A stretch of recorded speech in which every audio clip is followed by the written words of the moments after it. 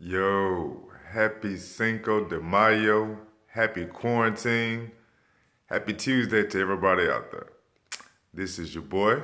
I'm LeVar Chase, and I'm the lead blogger at the allthingsonelove.com blog. I have got to take time.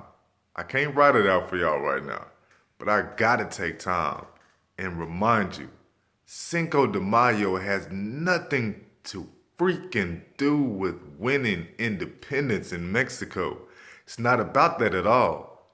Cinco de Mayo is way more about the Civil War and the implications of how the North defeated the South in the Civil War. Let me give it a shakedown. France wants the South to win the Civil War. It is 1862.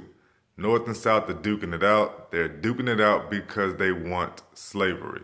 Don't let anybody else pull some bullshit on you about it's all about the way of life and stuff like that. No, it wasn't. That shit was about slavery. That shit was about oppressing somebody. So it's 1862. France wants the South to win the Civil War.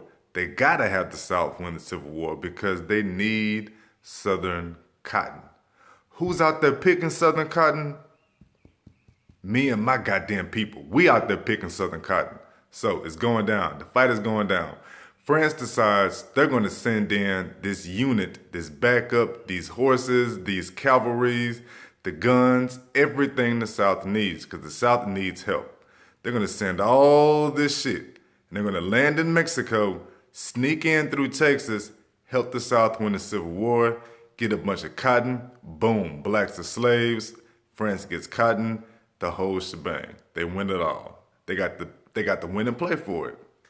Except they land in Mexico, and it is May 5th, it is 1862, and Mexico has this raggedy ass army, man, of Mexican soldiers, of runaway slaves, of Native Americans, of basically just natives who are sick of the American bullshit and sick of the European bullshit. So they got this raggedy army. 3 different groups, blacks, browns, reds. They're led by this Mexican army. And they come meet this French unit that has all these guns, all these supplies, all these forces to help out the South. And they whoop that French unit's ass, dog. I mean, whoop they ass at about a 2.5 to 1 ratio. Dog their ass out. France has guns, France has uniforms, France has training. This raggedy army at the Battle of Puebla has none of that bullshit. I mean, dog, the black people are out there with sticks and stones and shit like that, dog, you know what I'm saying? The natives are out there with the bow and arrows. The Mexicans, of course, have guns and shit, but it's just like a raggedy ass army, man. People out there just trying to make it. And they beat that French army ass at the Battle of Puebla, May 5th, 1862. France cannot come help the South.